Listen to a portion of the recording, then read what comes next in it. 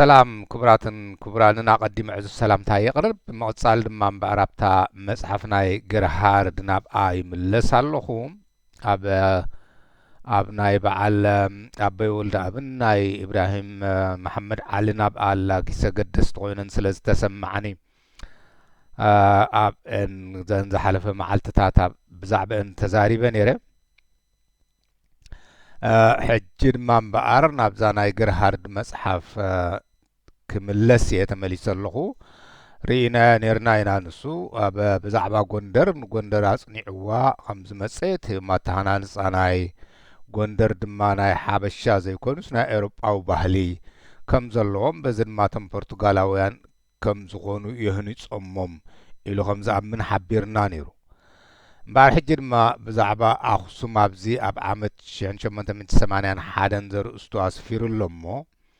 ንከታተል እንታይ ትምህርቲ እንታይ ሓበሬታ ኹን ክንረኽበሉ ንኽእል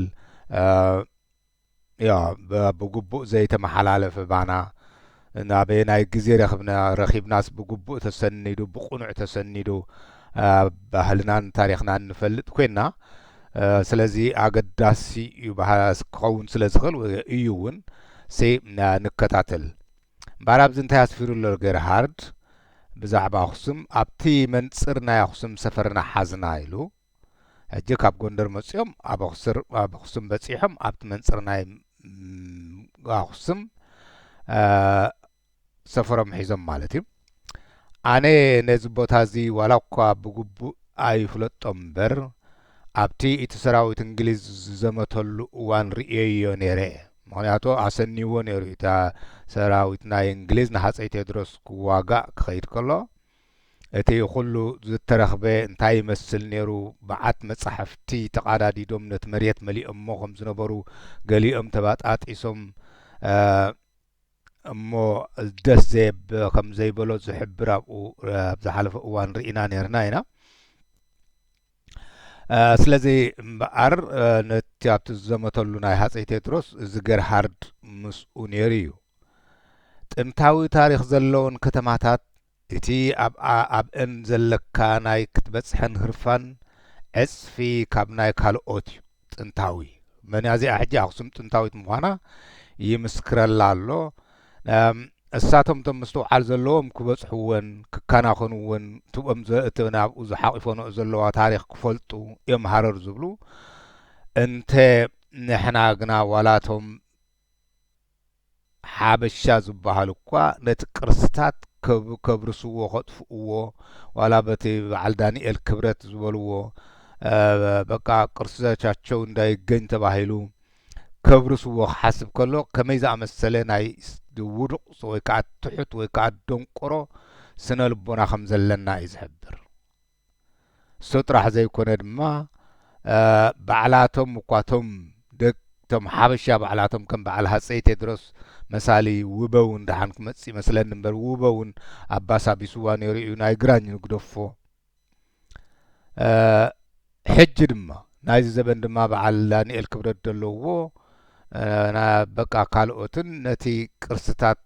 በዓል ኢሳያስ ኢሉ ዝሓወስሉ ናይ ብሓቂ እንታይ እሞ ከምዚ ናብ ዕብዳን ከለውጠካ ነቶም ኣእምሮ ዘለዎም ሲ ዕቡዳት እዮም ክርእዎም ዝኽእሉ ከም ዕቡዳት ናይ ዕብዳን ኢኻ እሱ ግን እንታይ እዩ ዝብል ዘሎ እተን ጥንታዊ ታሪክ ዘለዎን ከተማታት ከም በዓል ኣኽሱም እቲ ኣብአን ዘለካ ናይ ክትበጽሕን ህርፋን ዕጽፊ ካብ ናይ ካልኦት እዩ ዝብሎ ብዛዕባ ናይ ጥንታውያን ከተማታት ናይ ገለ ሃገራት ኣፍልጦ እኳ እንተ ኣለና ብዛዕባ ኣብ ኣፍሪቃ ዝርከባ ግን ፍጹም ኣፍልጦ የብልናን ንታሪክ ሓበሻ ብዝምልከት እውን ዳርጋ ከምኡ እዩ ምክንያቱ እቲ ናታ ሓቀኛ ታሪክ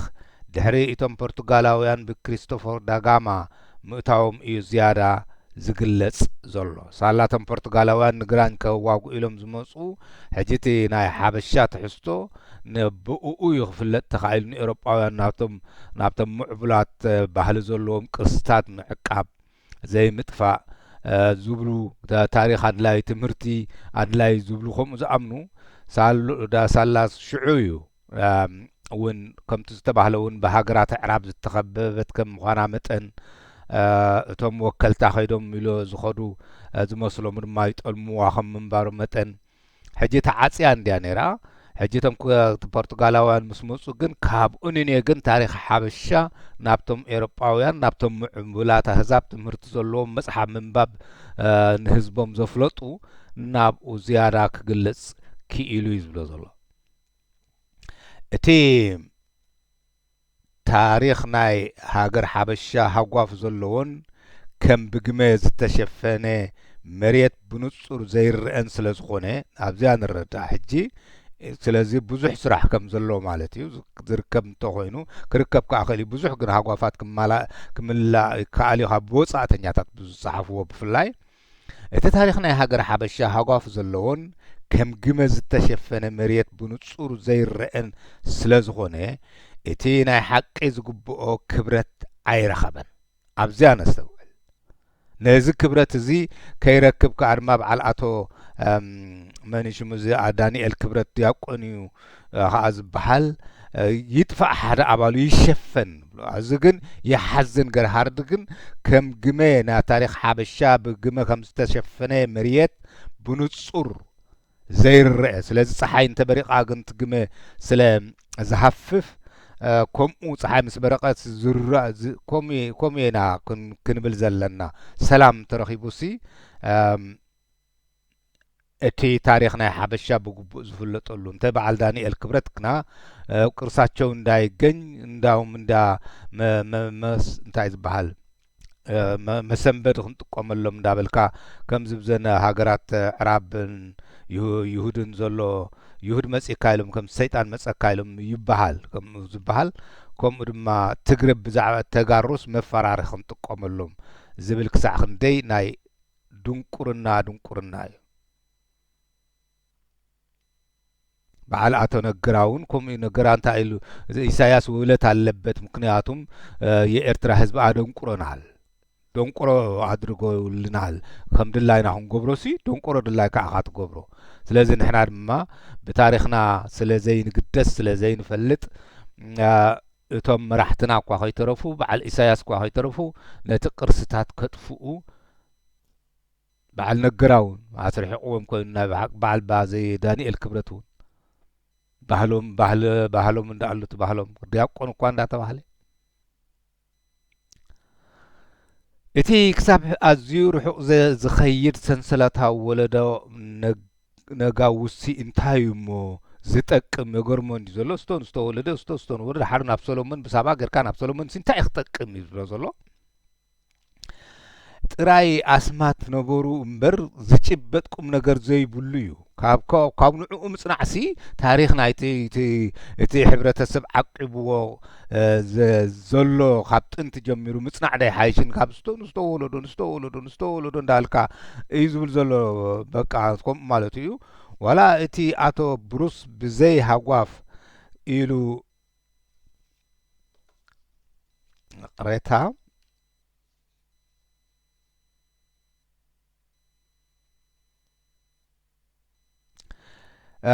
ዋጋ እቲ ዋላ እቲ አቶ ብሩስ ብዘይ ሃጓፍ ኢሉ ዘቕርበልና ታሪክ ሓበሻ እንትረኣና እቲ ኣገዳሲ ዝበሃል ክፋል ውሑድ እዩ ንሱ ኣብቲ ዝጸሓፎ ታሪክ እቲ ሃፀያዊ ሓይሊ ብኸመይ ቀስ ብቐስ ደኺሙ ሓይሊ ኣልቦ ኮይኑ ናብ ስማዊ ጥራሕ ተቐይሩ ብግቡእ ገሊጽዎ እዩ እቲ ምኽንያት ድማ እቲ ኣብ ነፍሲ ወከፎም ዝነበረ ሓድሕዳዊ ውግእ እዩ ሰምዑ ኣለኹም እንታይ ታፍልጥቲ ናይ ሓበሻ መለለይት እንታይ ሓድሕዳዊት ውግእ ሕጂ እኳ ኣብ በዓል ወያነ ዶ ኣብ በዓል ገታቸው ዶ እንዳበልካ ዝግበር ሓድሕዳዊት ናይዛ ሕጂ ናይ ተጋሩ እኳ ናይ ብሓቂ እንታይ ጉደቀይ ተጽላለ በቃ ክትሰምዖሲ ይጽይኣካ ክሳብ ኣብ ከምዚ ሕጂ ድማ ኣይግበሮ ካልእ ድማ ፈተነታት ብጀነራላት ዶ ገለ ክትሰምዕ ከለኻስ እንታይ መርገሚ ደለና ኢልካ ኢኻ ትሓስብ ትግርኛ ብፍላይ ዝዛረብ ህዝብሲ እንታይ ነገሩ እዩ ዘብለካ ሓድሕዳዊ ውግእ أبزخد كيا حد حداوج ولا أبزمن أبزن أبتي بزيادة أمبر أبتي أبتناي مقراص ناي مقلاس قولي حمسو لازم مصو أبتناي تم كبس أبتم سلسته يمثل أمبر أبتم متحتون كم الله أبتناي أدب حاوج يمثل النزيم عمر إزاسي እቲ ካልኣይቲ ክፍሊ ዝነበረ ስመታን ኣብቲ ከይካፈል ኢሉ ነቲ ናይ ሓልሓል ውግእ ጀሚርዎ ዝብልዎ እሞ ኣብኣ ድማ ዝሞተ ንርእሱ እውን ህይወቱ ዝሰኣነ ሕጂ ከምኡቲ ህይወትናስ ኩሉ ኣብኣቶም እውን ኣሎ ንምባል እየ ምፅአ ዘለኹ ጥራሕ ኣብቶም ከበሳ ከይመስለና ኣብቶም መታሕቲ እውን ኣሎ ሕማምቲ ምክንያቱ ሓበሻ እዮም እያ ዋላ ይመስሉም እምበር እቲ ባህሊ ናይ ሓበሻ ኣብኡ ኣሎ ሕጂ ኣብዚ ኸድካ ሕጂ ድማ ዋላ ኣብዚ ሕጂ ሓድሽ ምንቅስቓስ ዝበሃል እዚ ኣውራጃዊ ብፍላይ ንሕና ከምዚ ኢና ንሕና ከምዚ ገበርና ድብሉ ስኢልካ ዓጀብጀብ ድመፁ እሞ ዝቃወሞም ዘይብሎም ከመይ ኣብኣ ተኣሊኽና ንነብር ከም ዘለና ከምቲ ኣቦይ ወልዲ ኣብ ድበልዋ ከም ኣብ መኸዳ ዝኸልል ህዝቢ ብዕራይ ካብታ ዝነበራስ ናብታ ዝነበራ ዝምለስ ወይ ከዓ ሽኳ ወሲድና ንውን በሃል እዩ ከምኡ ዝበሃል ከምኡ ኢና ዘለና እዚ ናይ ጥንቲ ባህርና እዚ ሓድሕዳዊ ዝምግጫው እዚ ካብ ክንድሕን ኣለና ነቶም ከምኡ ዘግብሩና ክንፈልጦም ኣለና ስለዚ ናይ ብሓቂ ዛ ሓድሕዳዊ ትበሃል ሕጂ ብዞም ተጋሩ ከምኡ ክትርኢ ከለኻ እዚ ኩሉ መከራ ሓሊፎም ሲ ኣይፋልናን ንበራበር ካብዚ ኸ ንሕና ኸዞም ሓደስቲ ምንቅስቓስ አንቱም ሓደስቲ ምንቅስቓስ ልክዕ ከም ንፋስ ምጭባጥ ከይትገድፍሎም ነቲ ዝመፁ ዘለዎ ዶ እዚኣ እንድሕር ሓሊፋ ነበረያ ክንከውን ኢና ከምኡ ፈርህ ኣይበሎ ዝብሎ ዘለኹ እቲ ጠንቂ ናይ ሓድሕዳዊ ውግኦም ከዓ እብልቶም ቶም ሓበሻ እንድዮም ወይ ከዓ ቶም ሕጂ ቶም ኤሊት እዮም ከዓ እንታይ ዝብል ዘሎ እንታይ እሞ ክዓብስ እዚ ኣነ እኮ ግልካ ብሳባ ጌርካ ናብ ሰሎሙን ፀብፃብ ስታይ ምባል ሰወለድካ ምፅብፃብ እንታይ ክጠቅም እንዲ ዝብል ዘሎ ኣብዚ ድማ ሳቶም ልክዕ ከምቶም ደቂ እስራኤል ድማ ደቂ ሰሎሙን ኢና እንዳበሉ ደቂ እስራኤል ከለዉ ሲ ቶም 12 ነገዳት ሲ ንሓድሕዶም ይጋጨው መን ከማይ ኢሎም ኣብ ውግእ ነብሩ እንዲልዎም እዞም ሰሎሙናዊ ዳይናስቲ ኢና ዝብሉ ድማ እንታይ እዮም ዝገብሩ እቲ ጠንቂ ሓድሕዳዊ ውግኦም ከዓ ኣነ ካብ ዘርኢ ሰሎሙን ስለዚ ዝፋን መንግስቲ ንዓዩ ዝግባኣኒ ዝብል ምኽንያት እዮም ዝዝርግሑ ሕጂ ንሓድሕዶም እዮም ንሓድሕዶም ድማ ቶም ኤሊት ዝበሃሉ ቶም ወይ ከዓ ድማ ቶም ንጉስ ኢና ዝበሃሉ ንሓድሕዶም እኳ ዘይተነሓሓፉ ንሓድሕዶም ዝቃተሉ ንሓድሕዶም ኣብ ማሕዩር ዝተኣሳሰሩ እዚ ሕማም እዚ ያ ፈላልዮም ንኽገዝኡኻ ግዳ ክሳዕ ክንደይ ድሕር ክብልካ እቲ ባህሊ ኢኹም ዓቂብዎ ዘሎ ነዚ ባህሊ እዚ ድማ እቲ ህዝቢ ከም ህዝቢ እዩ ክረው ቢሉ ሒዙ ከልግሶ ዘለዎ ወይ ከዓ ክስዕሮ ዘለዎ እምበር ካብቶም መራሕቲ በዞም ተጋሩ እግዚኣብሔር ኣምላኽ እንድዒ ብተኣምራት ናብኡ እንድሕር ደኺምካ ብቃ ዓቕሚ ተሲእንካ ናብ እግዚኣብሔር ኣምላኽ እንዲኻ ትፅጋዕ ገለ ልቦና ይስኳዓሎም እምበር ብሓላፍነት ኢሎም ክሰሓሓቡ ብድሕሪኦም እንታይ ኣለዉ ንፈልጦ የብልና ንስለ ሓቂ ፈትዮም ድዮም ዝገብርዎ ደለዉ ንሽመት ኢሎም ድዮም ናይ ብሓቂ እንታይ እዩ ወይ ከዓ ብድሕሪኦም ኣለዉ ድዮም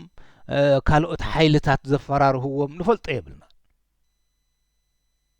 እኳ ደኣ ከምኡ ኢኻ ክትሓስብ ትኽእል እምበር ክሳዕ ክንድዚ ኣብ ከምዚ ከሎ እቲ ህዝብስ እዚ ኩሉ ንቕሓት ኣኪቦም ሲ ከምኡ ይገብሩ እዮም ኢልካ ንኽትሓስብ ሲ ይኽብደካ ድኾነ ኮይኑ እቲ ዝዋግእዎን ዝብልዎን ከዓ ነታ ሓይሊ ንምጭባጥ እምበር ንሰላም ኣብዚኣ ነቕርብ ሕጂ እቲ ዝገብርዎ ውግእ ሕጂ ኣብ መንጎ እስራኤል ኣብ መንጎ ኤርትራን ኢትዮጵያን ዝተገብረ ውግእ ንዑ ድማሳሰልቲ ኮይኑ እስከ ንርአዮ እዚ ዝተገብረ ዝተሓልፈ ክትመን ዘይከኣል ዋጋ ዝተኸፍሎ ህይወትን ንዋይን እስከ ንመልከት እቲ ዝገብርዎ ውግእ እንታይ ኢሉ እቲ ዝዋግእዎን ዝብልዎን ከዓ ነቲ ሓይሊ ንምጭባጥ እምበር ንሰላም ምስፋን ኢሎም ፈፂሞም ኣይኮኑን ሕጂ ዝጉጅለ ሳሕልሲ ንሰላም ንምስፋን ኢሉ ተቃልሹ ኢሉ ዝኣምን ሰብ የለን ኣለ የለን ፍጹም ስለዚ ነታ ስታይ ንምጭባጥ እያ ኢሳያስ ነታ ላዕለወይቲ ናይ ኤርትራ ቦታ ሒዝዋ ምስ ጉጅልኡ እንተኾይኑሉ ድማ ነቲ ናይ ኢትዮጵያ ሓይሊ እውን ክሕዛይ ምጸልአ እንተደምረናል እንዳበለ ድማ ኣፍ ልቡ ይዝርግሕ ካብኡ ተረፈ ግና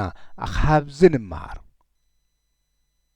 ኣብ ሰባት ሕጂ ድማ ኣንታ ንእሽቶ ወለዶ ቃል ኣበይ ወልደ ኣብ ድማ ዘክር ንስኻትኩም ጎይታይ ትብልዎም ወይ ከዓ በቃ እተድንቕዎም እተምልኽዎም መራሕቲ ኣይትግበሩ ክኢላታት ዘረባስ ኣለውና እኹላት እንታይ ደኣ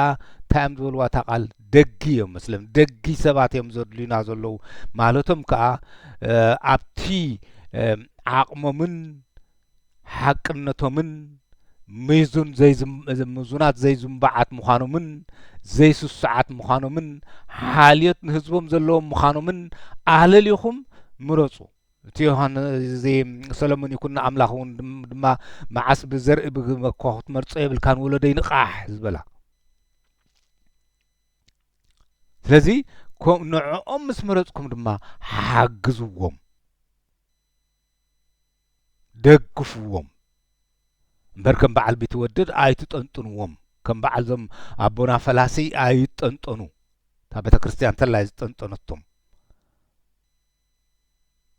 እዮም ዝብሉ ዘለዉ ኣብ ሜዳ እውን ክንመጽእ ንኽእል ኢና ናብ በዓል መንካዕ ናብ በዓል ፋሉል ናብ በዓል መንሽሙ እዚ በዓል ኪዳነ ክፍሉድ ዝበሃል ዝነበረ ምስ ወልዳይ ካሕሳይ ዝኣመሰሉ ከምኡ ኾኑ ኣይጠንጠኑ ከይኒ ዘይጥንጥን ሕብረተሰብ ክትፈጥር ድማ ንቑሕን ስጡምን ክኸውን ክኽእል ኣሎ ንንቕሓትን ንስጥመትን ድማ ትምህርቲ እያ ካልእ የለን ልክዕ ብልሒ ብዓንተ ብኡ ንመጽእ ግን ብዘይ ትምህርቲ መንቋሕቋሕታት ዝበለጸ ትምህርቲ ክትረክብ ከለኻ ቀልጢፍካ ከተለሊ ትኽእል ክትመሚ ትኽእል ስለዚ እዞም ሓደስቲ ኣውራታት እተጥርይዎም ዘለኹም አንቱም ወለዶ ተጠንቀቁ አንቱም እትጎልሑ ዘለኹም እውን ልክዕ ከምኡ ተጠንቀቁ ንስኻትኩም እትምለኽሉ ዘይኮነስ እቲ ህዝቢ ዝነቕሓሉ ከምቲ ልክዕ በዓል ኢሳያስ ዝኣስኡ ገሮም ሓንቲ ቤት ትምህርቲ ዝነበረት ዩኒቨርሲቲ ኢሎም ዓጽዮማ ነቲ ትምህርቲ ኣዝዮም ረሚሶሞ ሕጂ ድማ ጥራሕ ትምህርቲ ብኣኻትኩም ዝመጽእ እንድሕር ደኣ ሰብ በቃ ክመጽኦም ክንመሃር ዝብል ተኾይኑ ድሃብኩሞ ጥራሕ ተቐቢሉ ዝኸይድ እንድሕር ደኣ ኮይኑ ኣብዚ ዘንባዕ ሕብረተሰብ ዘይብሱል ሕብረተሰብ ድላይካ ኣደንቁረናል ዝበሎ ኣተነገራ ከምኡ ይፍጥራሉ ናይ ሰብ ኣምልኾት ደኣ እምበር ናይ ንቕሓቱ ብንቕሓቱ ተኣማሚኑ ዘይከይድ ሕብረተሰብ ይፍጥራሉ ማለት ስለዚ ክደግመ እቲ ዝገብርዎ ውግእ እንታይ እዩ በዓል ኢሳያስ ንምንታይ ኢሎም እዮም ነዚ ኩሉ ክፊሎምና በዓል ኢሳያስ ዘዋግኡና እምበኣር ነታ እቲ ዝዋግእዎን ዝበልዎን በዓል ጉጅለ ኢሳያስ ከዓ ንምንታይ ነይሩ ነታ ሓይሊ ንምጭባጥ እምበር ንሰላም ተስፋን ኢሎም ኣዞ ንሰላም ምስፋን ዳቕሬታ ንሰላም ምስፋን ኢሎም ኣይኮኑን ተዋጊኦም ክሳብ ሕጂ ዝግበር ዘሎ ከምኡ ትውግእ ኣብዛ ናይ መጨረሻ ዝነበረት ናይ ተጋሩ ውግእ ናይ ብሓቂ ከይንጸንት እያ ነይራ ከይንጸንት በቃ 6 ሚልዮን ወፊና ሓደ ኣባል ነጽንቶም ክሳዕኹም ዝኣመሰለ ቃላት እንዲድ መጽእ ነይሩ ኣብኣ ካብ ምጽናት ናይ ብሓቂ ተዓዊቶም ግን ሕጂ ድማ የንጻላልዎም ዘሎ እንድሕር ደኣ ባህልኻን ክብርታትካን ጸኒቱ እኮ ኣለኹ ክትብል ኣይትኽእልን ኢኻ ኣብ ስደት ተሰዲድና ፋሒልና እንዳኖ እንታይ ናብራ ኣለና ልክዕ ከምቲ ብሰላም ኣብ ዓድኻ ትነብረሉ ድዩ ኣይኮነን ክብርታትካ ድማ ልክዕ ከምኡ እምበር እንታይ ዝብል ዘሎ ብምቕጻል ስለዚ እቲ ዝግበር ውግእ መብዛሕትኡ ብሓበሻ ከምኡ እዩ እንታይ መብዛሕትኡ ዳርጋ ኩሉ ንሰላም ንምስፋን ዘይኮነስ ነታ ቦታ ንምጭባጥ እዮም በዓል ዓብድ ገብርዎ ዘሎ እውን ሕጂ ከመ نهتلت نربحت تخون دا بزبن ملس عزيا إثيوبيا معبيلا نرى حق إيزي كلل المبال يلن حجقن نتا ربحو أخبل كدون قران كرمسان أبوغ وروغ نأتي والو أبي ن إثيوبيا جن بدحريهم دما انتهالو دما زبل حتو دما قدن كمسك خلالو جن سنعقو وعلا بجاهن حلف لنا زيبلو سلمتايل كاجن تحاميهم تنقفهم إتا هاجر حبشا بوصاعتنياتات زيادة تقدسنت كتحدر زجمرت دحريتي أبقى زتقبر ورار ناي إنجليزن ناي قبصيني مرر السعتي يعني را ترسي عندي درسيت ناي بين تخليلات تنبر بخومي ما خبتي معبالي مسبع الجريخ زنبرا مسبع برشا خي ترف زنبرا كسب بعل هندي زنبرا بعل مس أوروباويان كسب مس عدت أيان مس جرمن درجة مس كله نيرواي تقدمتي تي عرب عزيز سويدو أبقى كم زي أجرو كل لابيلو خي حزا خلو مጨረሻ ድማ በግራኝ ገሩ ዳርጋ ተዓዊት ላይ በመብዛሕቱ በታውን እኮ አይ ተዓወተላን ክታብ አብ ዓወታ ፈጺሚቲ በቲ ዓረባዊ ባህሊ ምክንያቱ ዝኹሉ ቦታ ክሳብ ሰዋኪን ዝኸይድ ዝነበረ ዝኹሉ ከሰላ ናይ ሓበሻ እዩ ነይሩ ስለዚ ዝብል ዘሎ ግን እዚ ድሕሪት ንዓለም ዝተፈልጠትላ باتي بناي ورار ناي انجليزن ناي قبصن ابو زغبرتو وق اسين عالم كم تفلت غيروا ازم زلو جنا علمون اتوق كلهم انصار كلهم سمعوا بزيا سمعوا نسمع ايا ناي بحقي زم كم زيهم زعمسلو بلوصات تمرت زلوهم كم تناي بي ولد ابنا حاو ابراهيم محمد علي زبلكم لك عزيهم مصحفت زيهم دما عالم لخاوي بعالم تقبلنا زلو مصحفتيهم تحركا انا دما اندا تحغاغزو بكل انتنو اندا فتفتو زردو كاخنقح زغبرنا مالتي مبارنتايز بزلو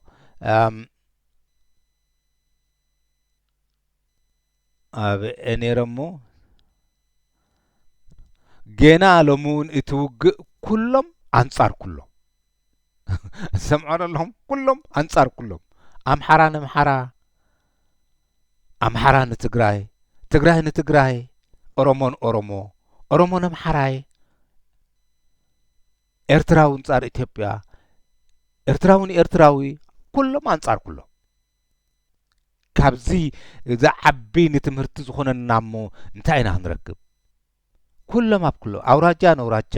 ኣብታ አውራጃ ድማ ንሓድሕድካ ናይ ስታይ ገለ ናይ ስታይ ናይ ወረዳታት ክመጽእ እዩ ሓዘጋን ጻዕዘጋን ኣሕዋት ምራጉዝን ዓረዛን ኣሕዋት كلهم أنصار كلهم كما تقروا نمحرو أرمو نمحرو أمحرو أرمو كلهم أنصار كلهم كابزي أخمي قرنا إنا نلاقا أدلا مبر بحرنا ينقرنا له مالتين ስለዚህ እንታይ ዝብሎም ዘሎ ጌናሎሙን ይዝብላ ዘሎ ጌናሎሙን እቱ ኩሎም አንጻር ኩሎም ብ1980 ሓለን ዝበሎ ሲ ካልኦት መጽሓፍቶም ቅድሚ ዝብልዎ ዝነበሩ ዘሎ እንዲ ዝርከብ እንዲው ክሽዑ ዝብሎ ዝነበረ ክሳብ ሕጂ ኣብ ኣላ ነዚኣ ባረማ በወልድ ኣብማ ከምኣ ኣብታ ዝመላለስ ትብዕራይሲ ከምኣ ወይ ከዓ ቶይፍልስ ክራይስ ዝብልዎ ብዛዕድ ናይ ዓንክለስ ሰይጣን ዝብልዎ ኣላ أبقى إنا ننبر زلنا كابقى خنوصق نمهار نرادادا كوفيلنا نحد حدنا متحققاز كي كم نقر زيادة خمزلو كاب نحد حدنا كن الناس عزق زبالة مخانو كن ردا خنكلالا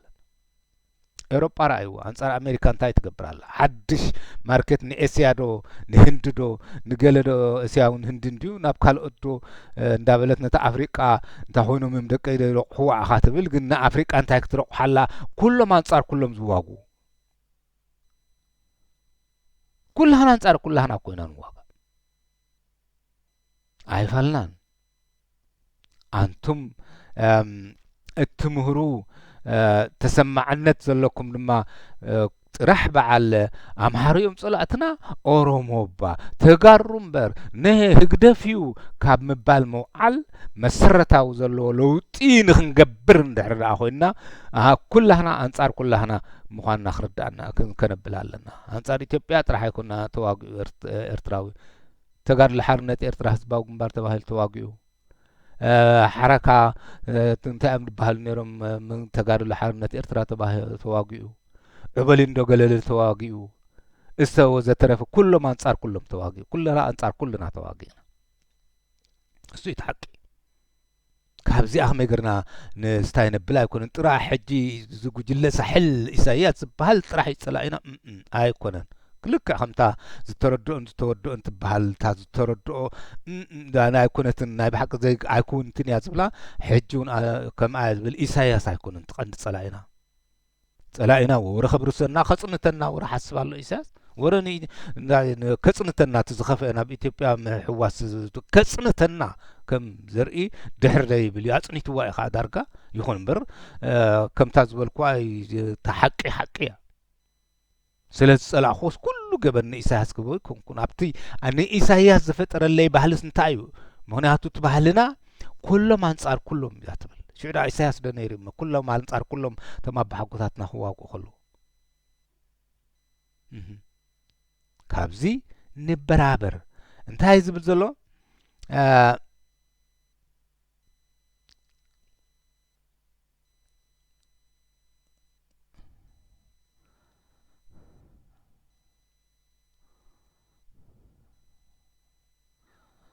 انتهي جينا لومون انديلوا لومون ابتو غزيو حساب حجر ما خما ادلا لومون انديل بلنا ادلو حجر ما نحنا ما لومون انتهي نقبر علينا وق كلنا انصار كلنا حبشا ايو كم مفتح زئمنو انتهي بل لومون وق كلهم انصار كلهم ايو كم مفتح ابزاو ما يودا اخوان كم مفتح زئمنو بقى نجر باجف سعيركا انبان قتاتشو سعيركا اخات عوت اتنما تحرن ويانا خيتكا اخات عوت ابد ما مسارحو خصنح مصر ملش نتنما مسارحو قبرو خل ني إساياس طرح سعيركا اخات عوت دحر إساياس ما خم اخاتو قلت خل دحر اكوا كلاتكا انصار كلاتكا تواغا مخانكا انت زي فليتكا ابو دلايم ناي غزيو تخصبهم تخوينا ناي ሃይማኖት መጽዮም ከመጽኡ ኻኹልዮም ከዋጉ ኻኹልዮም ተጥዕሞም ድሕር ኮይና ናይ አውራጃ ገረም መጽዮም ከባእስ ኻኹልዮም ከዋጉ ኻኹልዮም ንድሕር ዳ ናይ ዘርኢ ኮይና ድማ ኣብ ሓንቲ ምስ ወለድካ ድማ ንሕና እንዲና ደቂ ሽሞኛታት ኢልካ ተባሂሉ ድማ ከዋጉ ኻዮም لك خمسة أبزم أوروبا زلنا حنسا أبز بعل ترامب بجنزبهم بقولة شلل بلوا شتت بلوا كم بعل ماكرون ديز بعل تناي فرنسا نبيت فرد زقربة كم قرب لهم بعل إساياسهم قليهم كم بهالي بعقم مخنة الرخن كلالنا الزجن كلنا عنصر كلنا مكفائن من ناسن موجائن نتمكم أزبلنا أبز سئلهم مدرج حق علىهم نحنا قفلياتنا بعل كم زوم وعلتنا كم زلنا سلطانية يدبلن ندحر أخوين نهتي تمثيلنا عاي سخر مخابئ أخذ بلن تشيت حجو جواي تبزح قبل زبل عقمي كفتر على سلذي كل جزء بوجي يتمفتح إذا عملوا نساتهم بقى بوجيهم في زي عملوا توجمر بمزراب بمميات يا وتصبح بمخخر أيقونن إذا بزرلو إتي نتسنل بونانا كما زنو خلو جرهارد إذا كمتي بأبانا نانچوان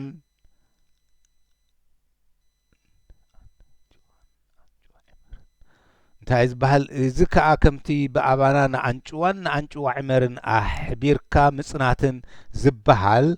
ከምኡ እዚ ኩሎም አንጻር ኩሎም ዝገብሩ ውግእ ንኩሎም ዓሌታት ብማዕረ እዩ ዘጥፍኦም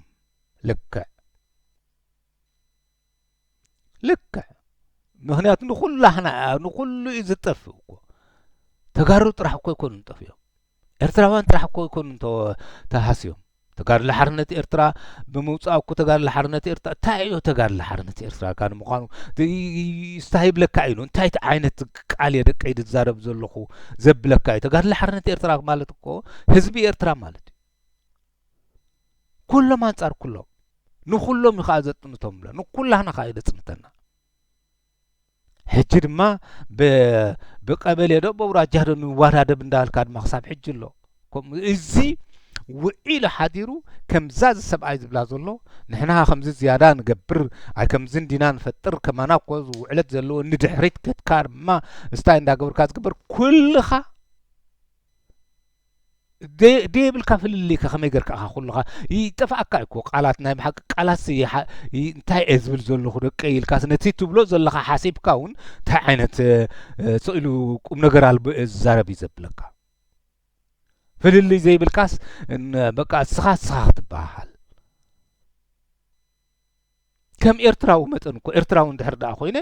ንዝኾነ ምስ ዝኾነ ጥራሕ ከም ትግራዋይ ምዃነ ምስቶም ተጋሩ ምስ ዝኾነ ኤርትራዊ ክበሃል ከለኹ ምንም ዓይነት ንስኻን ኣነ እንበሃለሉ ምክንያት የለን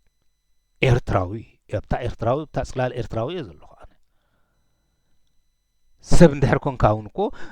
ብመሰል ሰብ ኢኻ ትዛረብ እምበር እታ ሓደ ሰብ ከምዚ ሂትለር ዝበሎ ወይ ከዓ ሕጂ እውን ከምፅዎ ዝደልዩ ከምኡ ኢኮንካ ትዛረብ ስለዚ እምበኣር ከምዚ ካብኡ ንምሃር እንታይ ዝብል ዘሎ በቃ ነንጭዋ ዕመርን እንዲዕኹም ዝበሃል ምሳሌ ግድልዎ ማሕቢርካ ምጽናተን ዝበሃል ከምኡ በቃ ከምዚ ነተጋሩን ከምኡ ኢሎም እዮም ዝበሃል በቃ ኩሉ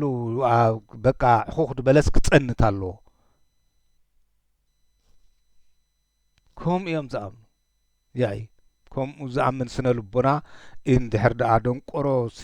ከይተረድኦ ገበን ይፍጽም ዝበልዎ ኣቦይ ወልደኣብ ንኸምዚኦም ስለዚ እምበኣር እንታይ ዝብል ዘሎ ናይ ብሓቂ ነስተውዕለላ እማ ከምኡ እዚ ብውግእ ንኩሉ ብውግእ ጥራሕ መፍትሒ ዝርኢሉ እንዲ ዝብሎ እዚ ኩሎም አንጻር ኩሎም ዝገብርዎ ውግእ ንኩሎም ዓሌታት ብማዕረ እዩ ዘጥፍኦም ንኩሎም በዚኣ ከዓ ሓበሻ እንዳ መቃብራ ዝበዝሕ ዝብልዋ መቃብራ ተኸይድ መቃብር ትሰብ ግን ውሑድ እዮም ዝብልካ ስለዚ ንምሃር ማለት እየ ኣብ ሓደ ዓቢ ጽቡቕ ሳዕሪ ዘለዎ ቦታ ካብ ኣኽሱም 1 ኪሎ ሜትር ንወገን ደቡባዊ ምብራቕ ኢና ሰፈርና ሒዝና ነርና ንወገን ሰሜን ነቶም ቅድም ዝተጓዓዝናዮም መንደቕ ዝመስሉ ጎቦታት ጽምብላ ምሳና ድማ እታ ብኩሎም በጻሕቲ ኣጋይሽ እትድነቕ ጥንታዊት መቕቢኢት ነጋውስ ዝነበረት ኣኽሱም ብኣእዋም ዳዕሮ ተኸዲናወ ኣብ ርሑቕ ድማ እቶም ብበረድ ዝተኸድኑ ጸዓዱ ጫፋት ናይ ኣኽራን ሰሜን ነበሩ በቲ ዝሪኦ ዘሎ እቲ ዝዕዘቦ ዘሎ ዝነበረ እዩ ዝነግረና ዘሎ ሕጂ እቲ ምትካል ቴንዳታትን ምእካብ ጨናፍር ንኣጓዱ ዝኾኑን ብዙሕ ግዜ ስለ ዝወሰደልና ኣብቲ ምሸት እቲ ናብታ ከተማ ኣኽሱም ክኸይድ ኣይከኣልኩን እቲ ሰራሕተኛ ናይ ሃፀይ ግን ሰላም ክብለኒ ናባይ መጸ ካብ ኣኽሱም ካብታ ከተማ ማለት እዩ ናብኡ መጺኡ እቲ ነብረ ኢድ ብወገኑ ከዓ ሓሊሉና ብመዓር ዝተሰርሐ ወይኒ ሜስ ማለት እዩ በሳራሙ ገይሩ ሰደደልና እቶም መሰናይታይ ዘድልዮም ኩሉ ረኸቡ ማለት ብኩሉ ዝብላዕ ዝተረኺቦም ማለት እዩ ከምቲ ኩሉ ግዜ ናብ ሓንቲ ከተማ ክንኣቱ ከለና ዝገብሮ ነቶም መሰነይታይ ቢራ ወይ ስዋ ገዛእ ኩሎም ንሳቶም ኣብዚ እንዳበላዕናን እንዳሰተናን በጢልና ነዊሕ ክንጸንሕ ኢና ዝብል እምነት ስለ ዝነበሮም ደስ እዩ ኢልዎም ነይሩ ንሳቶም ጸጽቡቑ ክምነዩ ከለዉ እቲ ለይቲ ሕማቕ ለይቲ ነበረ ምክንያቱ እቲ ለይቲ ብርቱዕ በርቅን ነጎዳን መሸምባን ዝመልኦ ዝናብ ስለ ዝዘነበ ኣብቲ ከባቢ ድማ ኣብ እዋን ክረምቲ እዩ ዝዘንብ በዚ ምኽንያት ድማ ኣነ ካብ ዝናብ ምንም ዘፍርህ ምኽንያት ኣይነበረንን እቲ ድርብ ህድሙኡ ቴንዳይ ምስ ተተኽለ ወሰኑ ብዝተኳዕተ ዓሚቕ ጉድጓድ ተኸቢቡ ስለ ዝነበረ ማይ ናብ ውሽጢ ቴንዳይ ከኣትወኒ ኣይከኣለን ዳ እንተኾነ ለይቲ ጽቡቕ ደቂሰ ከለኹ እቲ ቴንዳይ ሩኽምሽ ኢሉ ፈረሰ ኣነ ድማ በቲ ቴንዳይ ተጸቖጥኩ እቲ ኣነ ዕድል ዝገበርክዎ እታ ዝኸበደት ዓንዲ ሓጺን 25 ኪሎ እትምዘን ናብ ኣነ ዝነበርኩሉ ገጻ ዘይነበርኩሉ ዳ ዓንዲ ናብ ኣነ ዘይነበርኩሉ ገጻ ምውዳቓ እዩ ሽዑ እዚ ዘይበሃል ዝናብ እዩ ዝኩዖ ነይሩ ኣብ ምስኡ ድማ ዕረፍቲ ዘይብሉ ማሕማሕ ዝብል በርቂ ክሳብ ንምርኣይ ዘጸግመካ ስለ ዝነበረ ኣብቲ ጸልማት ምንቅስቓስ ይኹን ዝኾነ ነገር ንምግባር ኣዝዩ ከቢድ እዩ ነይሩ ይኹን እምበር ኣብ መጨረሻ ግን እቶም ምሳይ ዝነበሩ ካብቲ ተጸቂጠዮ ዝነበርኩ ኣገላገሉኒ ቴንዳይ እውን እንደገና ቀልጢፉ ክዝርጋሕ ተኻእለ እቲ ለይቲ እቲ ግን ብቓል ክትብሎ ዘሸግረካ ሕማቕ ለይቲ እዩ ነይሩ ኣነ ይኹን ኩሎም ንብረተይ ብማይ ጠስጢስና ኢና ነርና እቲ ጠንቂ ናይ ዕንወት ቴንዳይ እቶም ኣገልገልተይ ኣብ ክንዲ ሽኻል ዕንጨት ሽኻል ሓጺን ስለ ዝተጠቕሙ እዩ ኣዞቲ ናይቲ ምውዳቕሲ ሽኻል ዕንጨት ክንዝጥቀሙሲ ሽኻል ዕንጨት ስለ ሽኻል ሓጺን ስለ ዝተጠቕሙ ይብሎም ኣሎ ስለምንታይ ምዃኑ እንድዒ ኣነ ነቶም ሽኻል ሓጺን ኣብ ኣእማን ዝበዝሖ ቦታ ጥራይ እየ ዝጥቀመሎም ነይረ ንጽባሒቱ መሬት ወጊሑ እታ ፀሓይ በሪቓ ጥዑም ሙቐታ ምስ ሃበት ግን ከሓሰትና ነቶም ኣብዚ ዘለዉ ንታሪኽ ዝምስክሩ ቅርስታት ዝግደሰሎምን ክዕርዮምን ክዕቅቦምን ዝደሊ ሰብ ብዘይምህላው ኣዝዩ ዘሕዝን ኣብዚኣ ንሕሰብ ሕጂ በዓል ኢሳያስ ከይተረፈ በዓል ዳንኤል ክብረት ክጠፍኡ ክምንቆሱ ኣለዎም ናይ ብሓቂ እንድሕር ኮይኑ ኣነ ይሓስብ እየ እንታይ ዓይነት ቅርስታት እዩ ነይሩ ኣብዚ ቦታ እዚ እዩ ዘብለካ ኩሉ ዝመፀ እንዳዘረፉሲ ክሳብ ሕጂ በቃ ምጽንሑ ኣሰሩ ብምርካቡስ ኣብ በዓል ኣሜሪካ ዘሎ መዓታ በማኢት ዝቁፀር ብራናታትን ገለን ዝበሃል ናብ ኣብ መላእ ዓለም ኣብዚ ዓዲ እውን ከምኡ ከም ዘሎ ፍሉጥ እዩ ዘሎሲ እንታይ እዩ ከምኡ ከመይ ዝኣመሰለ ቅርስታት ሃብታም ብቅርሲ እዩ ነይሩ ተኸባቢ እዩ ዘብለካ ሕጂ እንታይ እዩ ዝብል ዘሎ በዓል ኢሳያስ ከይተረፉ ነቲ ቅርስታት ከጥፍእዎ ከንድድዎ ክዕንውዎ በዓል ኢሳያስ እኳ በዓል ሃፀይ ቴድሮስ እውን ከምኡ ገይሮም እንዲኦም ተዘይተጋብገየ ድሓን ኣብዚ ይመፅእ ኸውን ኣብዚ ኣደላ መሰለኒ ብዛዕባ እውን ኣሎ ድሓን ኣብዚ ሃፀይ ቴድሮስ ኣብ ዝሓለፈ እውን ርኢና ኢና ኣብቲ ናይ ጎንደር 2 ግዜ ከም ዘረፍዋ ነቲ ኩሉ ስታይ ባቃ ኣብኡ ዝነበረ ሃብቲ ናይ መጻሕፍቲ ከም ዘጥፍእዎ ሃፀይ ቴድሮስ እንግሊዝ ድማ ርኢና ኢና እቲ ከባቢ እቲ መሬት ብወረቓቕቲ ተኸዲኑ ነይሩ ኢልዎ ናይ ብሓቂ እዚ ዘይበሃል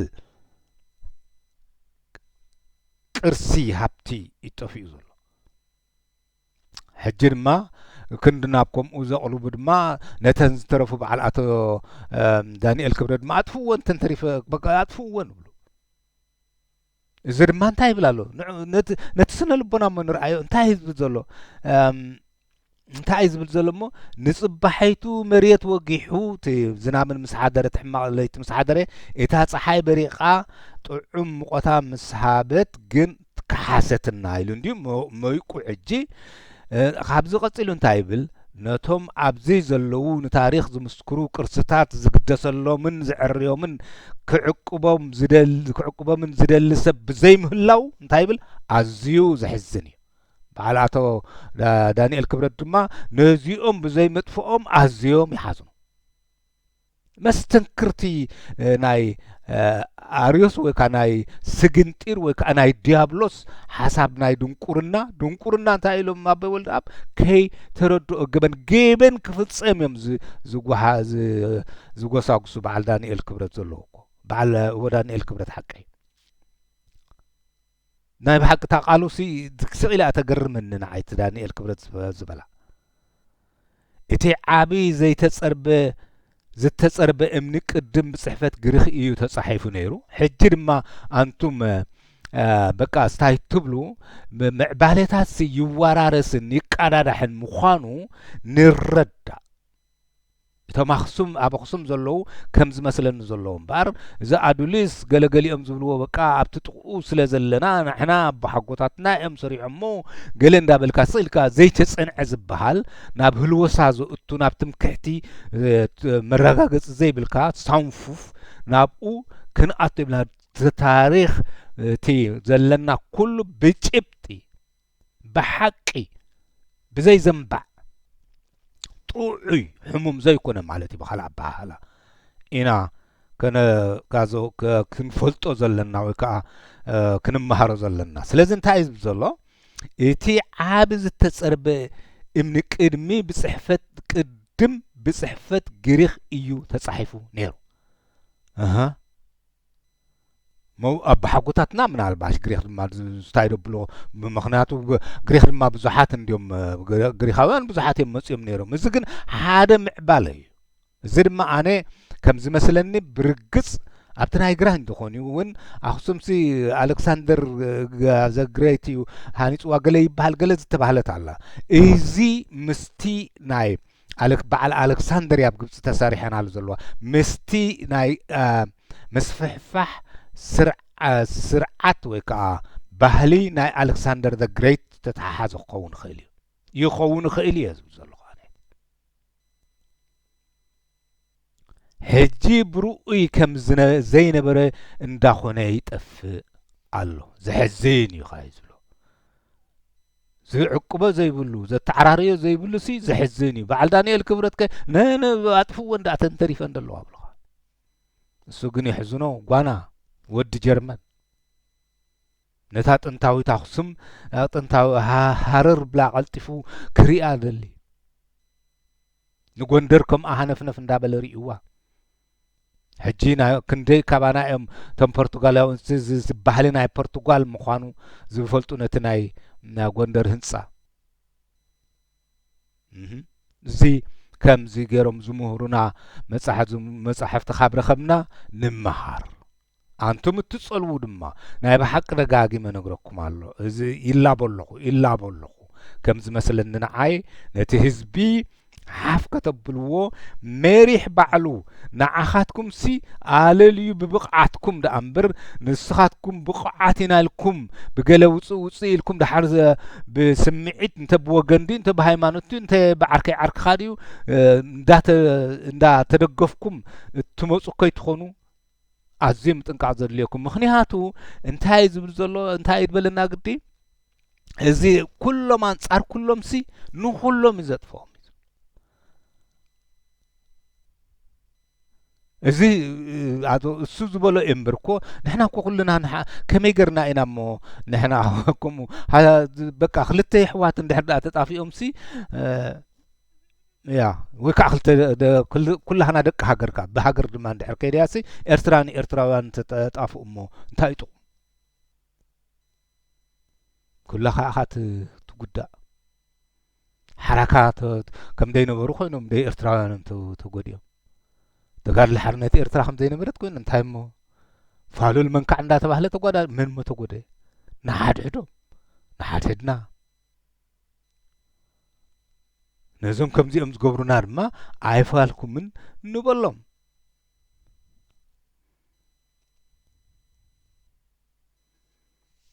እምበር እንታይ ዝበሎ እቲ ዓቢ ዝተጸርበ እምኒ ቅድም ብጽሕፈት ግሪኽ እዩ ተጻሒፉ ነይሩ እዚ ክምርመሮ ዘለዎ ሕጂ ብርኡይ ከም ዘይነበረ እንዳኾነ ይጠፍእ እዩ ዘሎ ከምዚ ዝኣመሰለ ንታሪኽ ዓብይ ዋጋ ዝህልዎ ስምዑ انت نسمع مو كمزي زامسله نتاريخ عابي واغا زهلو تاريخاو قرص زقدسلو زي بلو نمصاعي مسكر كيكون كمزي نبره انت خونه كا بحقي زحزن ايو دانيال كبرت زسبكو بحقي زحزن نايدن قرنا ايو جبنيو بولدان مانتا يعملهم دونقرو كي تفلطو جبن يسكبر دانيال كبرت دما كي تفلطو نيتي قرصتاتو كحبنلو زغبؤو يصنت زبل زلو انا محراي سلا زخونكمو ناي تغارو يلو زبلا زلو زربا يازيا ግን በቃ እንታይ ሞ ባህልኻን ሃይማኖት ዲያቆን እኮ ሃጽዋዕ እኮ ዝጽዋዕ ዘሎ ልክዕ ከምቶም ተጋሩ ኢዱ ብጽሑፍቲ ሃይማኖት ክመጽእ ከሎ በቲ ናይ ሃይማኖት ብፍላይ በቲ ቅርስታት ብፍላይ ስለዚ ከምዚ ዝኣመሰለ ካብ ድንቁርና ዘጋላግሉና ንደሊ ንሕና እምበር እንታይ ዝብል ዘሎ ስለዚ እዚ ከም ዘይነበረ ታሪኻዊ ቅርሲ ዝግደሰሉ ዘይብሉ በዓል ዳንኤል ክብረት ማ ብግብሪ ይጥፋእ እዮም ዝብሉ በዓል ኢሳይያስ ተላይ ንመጻኢ ምስክር ከይከውን ከም ዘይነበረ እንተኾነ ከዓ ብሓቂ ዘሕዝን እዩ እቲ ብቋንቋ ሓበሻ ኣብቲ እምኒ ተወቂሩ ዝተጻሕፈ ብፀሓይን ቁርን ዝናብን ንፋስን ተበላሽዩ ፈጺሙ ዘይንበብ ኮይኑ እዩ ስለዚ ብሰብዲ ዘይተበርበረ ዘይተመዝመዘ ዘይዓነወ ብግራንጅ ድዩ ብቴድሮስ ድዩ ብእንግሊዝ ድዩ ብበዓል እዚ ዘበነ ኢሳይያስ ድዩ ኣበየናይ እዋን እሞ ዋላ እዚ ገርሃርድ ክኸይድ ከሎ እውን መን እዮም ዝሃብዎ ሓደ አደነው ቶም ነብረ ኢድዮም ገለ ዝሃብዎ ኣብ ዝምጽእዮ ኣለኹ ብጎባይ ዝተገብረ ዝተሳእለ ስእሊ ዘይበልዎ ድዩ ኣበይ እሞ ተዘርጊሑ ዘይርከብ ዝኸውን ቅርሲ ሓበሻ ዝፈልጦ ኸ የብሉ እቲ እያ ስለዚ እንታይ ዝብል ዘሎ ዘሕዝን እዩ ተበላሽዩ ብፀሓይን ብንፋስን እዩ ዝብሎ ዘሎ እዚ እቲ ብግሪክ ተጻሒፉ ዘሎ እውን ንምንባቡ ዘሸግር ክኸውን ይጅምር ኣሎ ዝከናኸነለቱ ስለ ዘይብሉ ስለዚ እምበኣር እቲ ብግሪክ ተጻሒፉ ዘለውን ዘይንበብ ኮይኑ እንታይ ዝብል ዘሎ ተበላሽዩ ፈጺሙ ዘይንበብ ኮይኑ እዩ ዝብሎ ብፀሓይን ብቁርን ዝናብን ንፋስን ተበላሽዩ ፈጺሙ ዘይንበብ ኮይኑ እዩ እቲ ብግሪክ ተጻሒፉ ዘለውን ንምንባቡ ዘሸግር ክኸውን ይጅምር ኣሎ ስለዚ አንቱም ኣውራታትና አንቱም ማሕደርቲ እቲ ናይ ብሓቂ ያ ሰላም እንተዝርከ እንተተምጽኡ ከመይ ጽቡቕ ነይሩ በቃ ኩሎም አንጻር ኩሎም ኣይተዋጉኡና አንታ ህዝቢ ድማ ኣብ ወጻእ ዘለኻ ብፍላይ ግን ካብዚ ንኽትላቐቕ እንድዒታ ወዮ ዳእታ ዓይኒ ከምዚ ዓይና ዝጠፍአት ምልቆ ኮይና እምበር ኣብ ወጻእ ዘለኻ ግን ዓይኒ ነዚኣስ ክትረክብ ክትክእል ኣለካ ዓብይ ኣስተዋጽኦ እውን ምተገብረ ኢለ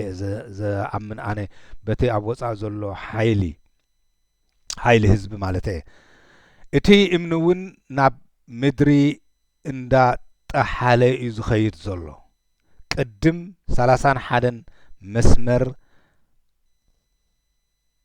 ራእየን ይብላሉ እዩ ይረአዩ ነይሮም እንታይ ማለቱ ምዃኑ በቃ መስመር ከምዚ መዐቀኒ ይመስለኒ ሕጂ ግን 24 ጥራይ ይረአዩ ኣለዉ እቲ እምኒ ኣብ ሓደ ንቑፅ ቦታ ወይ ኣብ ሓደ ብዙሕ ናይ ኣየር ምልውዋጥ ዘይብሉ ዕቁል እንተ ዝቕመጥ ዝበለጸ ነይሩ መታን ንዝመጽእ ንተመራምርቲ ክዕቀብ እዞም ኣውራታት ናይ ሓበሻ ክርከብ የብሉን ኣሰሩ ብል እዚኦም ድማ ኣስተውዕሉ በቃ ብክንክን ክሕዘ ዝተሓዛለዉ ምክንያቱ ንዝመጽእ ንተመራምርቲ ይብል ንፍልጠት ሃረርታ ዘለዎ ናይ ጓና ፍልጠት ይኸዓ ግን ናይ ሰብ ፍልጠት እዩ ሰብሲ ከመይ ገይሩ ከም ዝማዕበለ ዘፍልጥ እዩ እንተኾነ እቲ ሓርፋፍ እምኒ ንፀሓይን ማይን ንፋስን ቁርን እዩ ተቃሊዑ ዝርከብ እምበር ኣብ ወፃኢ ተድኸውን ኣብዚኣቶም ተድኸውን ከመይ ገይሮም መዓቀብዎ ነይሮም ማለት እዩ ብተወሳኺ እቲ ብማይ ዝጠስጠሰ ገፈል መፈል ኣብኡ ዝእከብ ኣዕናዊ ዝኾነ ግደ ኣለዎ ጓሳት ኾንካስ ወረቱ ውስኸሉ ባዕልኻ ብመጉርፋሽ ጌርካ ያ እንታይ ደኣ ትፈልጥ ዘይፈልጥ ከይተፈለጦ ይገበን ዝገብር ተባሂሉ እንድዩ በበይወልዳ ብተወሳኺ ኣነ ከም ዝመስለኒ እቶም በቶም ኣጋይሽ ወጻእተኛታት ከም መሰውኢ ዝተገልጹ ኣእማን ከም መሰውኢ ዝተገልጹ በቶም ኣጋይሽ በጻሕቲ ኣለዉ ማለት እዩ ኣነ ግን መሰውኢ ኣይኮኑን ባህላየ ምክንያቱ እቲ ኣሰራርሕኦም ከምቲ ኣብ ቅድሚ እታ ዘመናዊት ቤተ ክርስቲያን ዘሎ ኮፍ መበልም መንበር ናይ ንጉስ ዝበሃል እዮም ስለዚ ንሳቶም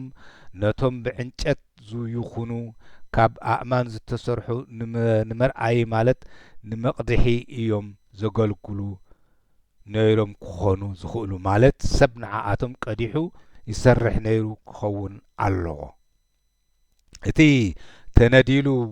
ውሽጡ ዘሎ ክፋል ናይቲ እምኒ ንመውሓዚ ደም ተባሂሉ ተሰሪሑ እንተዝኸውን መታን እቲ ደም ካብ እምኒ ፈሲሱ ክወፅእ እቲ ዝተነድለ ዓሚቑ ምነውሐ ነይሩ ስለዚ እቶም ተወቂሮም ጎድጉዶም ዘለዉ ንኣጋር ዝተመደቡ ጥራይ እዮም ክኾኑ ዝኽእሉ ነዚኦም ዝመስሉ እውን እኮ ኣብ ኮፍ ዝበሉ ምስልታት ካልኦት ቅርስታትን ኣብ ግብፂ ኣለዉ ስለዚ እዚ ምዕባለ እዚ እውን ምስ ናይ ግብፂ ምስቶም ናይ ፈርዖናውያን እውን ዝተተሓሓዘ ክኸውን ይኽእል እዩ ሕጂ ብዛዕባ ኮፍ መበሊ እማን ዝተቆርጹለዉ መስለኒ ሕጂ ገሊኦም ንመሰውኢ ኢሎም እዮም ተገይሮም ብሉ እዚ ድማ እንታይ ይብል ኣሎ ኣይመስለንን ከም ናተይ ትዕዝብቲሲ ንኮፍ መበሊ ብኡ ቀዲሖምሲ ጸሪቦምሲ ኮፍ መበሊ መንበር ንበሎ ንኽሰርሑሉ እዮም ዝኣመተ እዩ ዝዛረብ ዘሎ እዞም ናይ ኣኽሱማውያን ምስሊ ቅርስታት ከዓ ዋላ እኳ ብግሪኻውያን ዝተሰርሑ እምበኣር ኣብዚኣ ነስተውዕል ሕጂ እዞም ናይ ኣኽሱማውያን ምስሊ ቅርስታት ከዓ ዋላ እኳ ብግሪኻውያን ዝተሰርሑ እንትኾኑ እቲ ጥበብ ኣሰራርሕኦም ግን ነቶም ናይ ግብፃውያን ኣዝዩ ዘዘክረካ ስለዚ እንታይ ዝበሃል ኣሌክሳንደር ዓቢ ንግብፂ ነዛ ናይ ሕጂ ግብፂ ምስ ሓዛ እቶም ፔትሌሞስ ዶ ገለ ዝበሃሉ ግሪኻውያን ኣብኡ ዝነበረ ጀነራል ናቱ ዝነበረ ኣኸም ማሕድራ እንዲገዲፍዋ ኸይዱ ነቲ ናይ ግብፅን ናይ ግሪኽን ኣወሃሂዱ ካልእ ዓይነት ባህሊ ከም ዝፈጠረ እዩ ዝንገረሉ እታ ኣሌክሳንደርያ ትበሃል እውን ምስቲ ናይ ግሬት ኣሌክሳንደር ዝተተሓዘ ዝተሰርሐት እያ ሕጂ እዚ ስርዓት እዚ ባህሊ እዚ ናይ ግሪኻውያን ክሳብ ኣብዚ ሕጂ ንሕና እንብሮ ዘለና እውን ተዘርጊሑ ክኸውን ዓብይ እጃም ዘለዎ እዩ ከምኡ እዩ ዝመስል እዚ ናይ በዓል ኣዱሊስ ድማ ሽም ናይቶም ነገስታት ናይ ግብፂ ዘመሓድሩ ዝነበሩ ተጻሒፉ ኣብኡ እዩ ዝርከብ ዝብለሎ ዝመጽሓፍ እዚ ስለዚ እምበኣር እዚ ምስ ግሪኽ ድማ ጥቡቕ ዋላ እዚ ናይ ፍትሐ ነገስቲ ኣብቲ ናይ ቀደም ዓመተ ምህረት ረሲዐ ኣለኹ እምበር ከም ዝበሃል ምስኡ ኣብኡ ስታይ ዘበልዎ ናይ ሃይማኖታት ሕግታት ዘውፅዎ ምስኡ ዝተተሓሓዘ እዩ ዝበሃል ስለዚ እቲ ናይ ግሪኽ ባህሊ ብዙሕ ዓብይ ጽልዋ ኣብቲ ባህሊ ምዕባለ ናይ ሓበሻ ኣለዎ ስለዚ ከምቲ ዘለዎ ኢና ከዓ ክንቅበሎ ዘለና እምበር እዚ ኣነ ኣብ ሓጎታተይ ክጸርቡ ኢለ ከም ዝረኣኽዎም ከምስል ኢለ ናተይኡ ምስታይ ተበልኩ ሽም ኣብ ሓጎታተይ ኣብኡ ተጻሒፈን ሽም ፔትሌሞስ ግን ኣብቲ ናይ ኣዱሊስ ተጻሒፉሉ ስለዚ ከምኡ ኢልና ነቲ ሓቂ ከምቲ ዘለዎ እንተተቐበልናዮ እዩ ዝሓሸ እምበር እዚ ስኢልካ ብስምዒት ምኻድ ፈጺሙ ከብቅዕ ኣለዎ እንታይ ደኣ ብስነ ልቦና ክንከይድ ኣለና እንዳበልኩም እምበኣር ሕጂ ኣብዚኣ ተኣኽለን ከይትነዊሕ ቅሬታ ስለዚ እምበኣር ሕጂ ኣብዘይ ኣኽለኒ ኣብታ ትመጽእ ደላ ድማ ክንቅጽላ ኢና ብዛዕባ ናይ ኣኽሱም ከምታ ናይ ንጎንደር መርሚሩ ዝነገረና ከምኣ እዩ ዝመስል ኣብዚኣ እውን ነታ ናይ ኣኽሱም ኣዝዩ ከብርሃልና እዩ ተስፋ ገብር ብኻልእ ኩርናዕ ድማ ነቲ ታሪኽና ክንሪኦ ኣገዳሲ እዩ ስለዚ እምበኣር ብጠማዚዝካ ኣባሃሂልካ ዘይኮነ ነቲ ታሪኽ ከም ዘለዎ ኢና ክንቅበሎ ዘለና እንዳበልኩም ትምህርቲ ክንረኽበሉ ተስፋ ገብር ሕጂ